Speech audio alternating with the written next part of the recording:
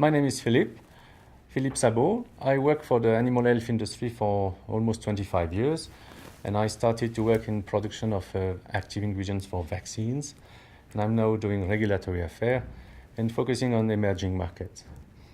So we are going to go to the next part of the presentation, which is about the benefit and opportunities for harmonization and convergence.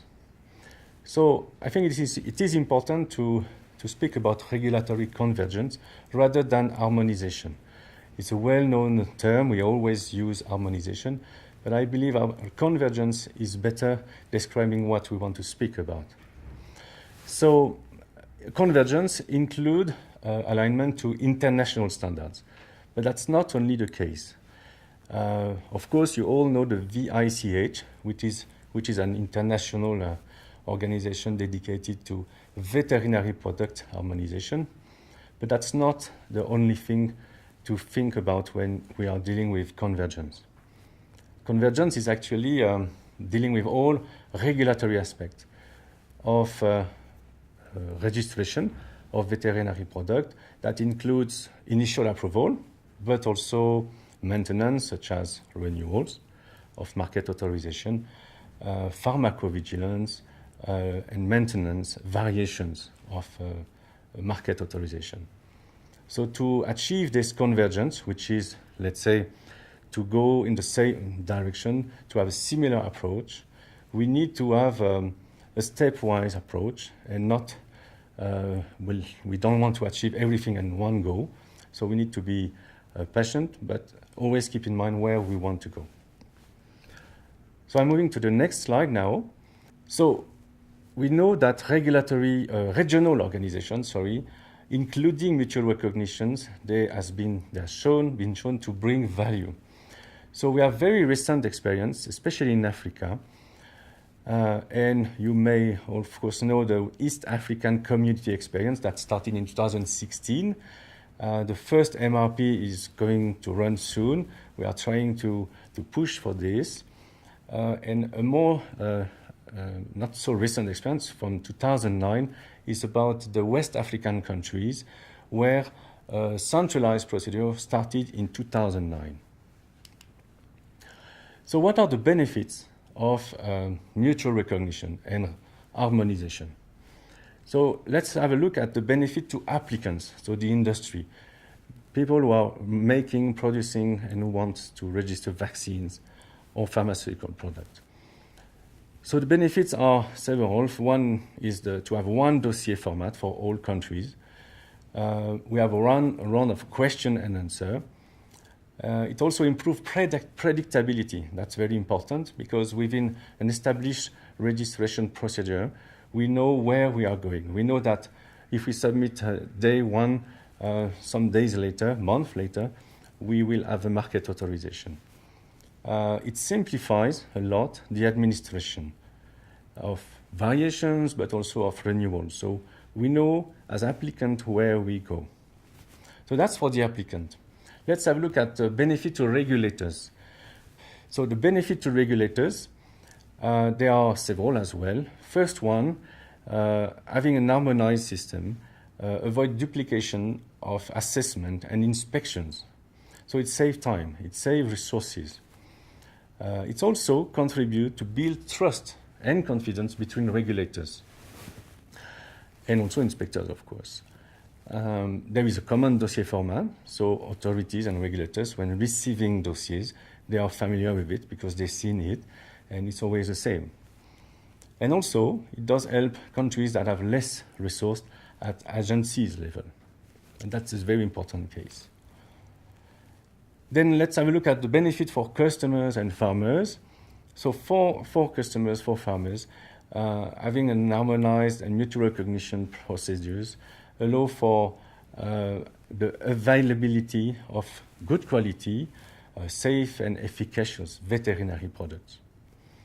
So that's all the benefits that all stakeholders can find in an harmonized process. So let's move now to existing procedures. So MRP, mutual recognition procedures, they exist in the European Union since 1995. They also exist in the East African community, as we have seen since 2016. We have other harmonized procedures. The centralized, for example, exists in the EU as well since 1995, but also since 2009 in the West African countries. It's 8 countries, and these countries have agreed some years ago to run centralized procedures by creating a centralized body in one country.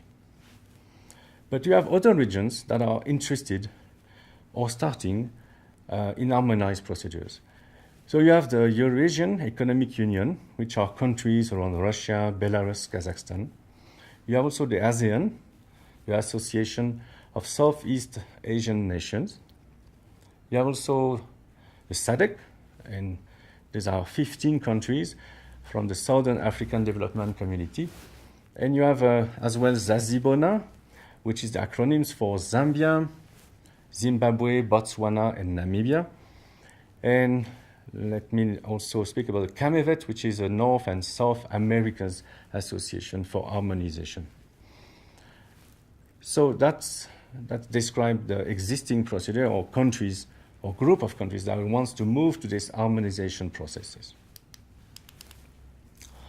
So from this experience, I'm now going to look into lesson learned. And basically the questions I'm asking is, what are the systems and the tools that are needed to enable mutual recognition? And I have summarized this in 4 pillars. So the first pillar, pillar 1, is to define a common set of technical registration requirements. I used to say that's the easiest part. So some people may smile, some people may think, oh, it's very difficult, it took years. But actually, when dealing with this first pillar, you are dealing within a scientific community. And there is a way to reach an agreement. There is also a lot of resources around that will allow and save a lot of time not to reinvent the wheel. So that's the pillar 1, to define common technical registration requirements. Now, if we look at the pillar number 2, it's defining the registration procedure itself. So let's say we want to define a mutual recognition procedure, centralized, whatever we choose, we have to define this. So it has to be described, framed, and that's the pillar number 2. The pillar number 3 is a very important one, and is the political will, because of course without any political will nothing will happen, but also a legal framework to operate. You need to have an existing supranational body in which you can incorporate laws or you can describe your procedures. Then with these 3 pillars, you could think we are done. We have described the technical registration requirements. We have the will. We have the procedure. Let's go and let's do it. But actually, one of the key lessons learned is that you need to think about pillar number 4. And pillar number 4 is the implementation. And we saw that within the last 2 experiences in Africa, one with the West African community and one with the East African community, is that if you don't think about how you will implement, how you will start, how you will do step by step, then you don't move. Things do not happen. So I believe it's very important from the beginning of any exercise of harmonization to think about this pillar number 4, how we will implement.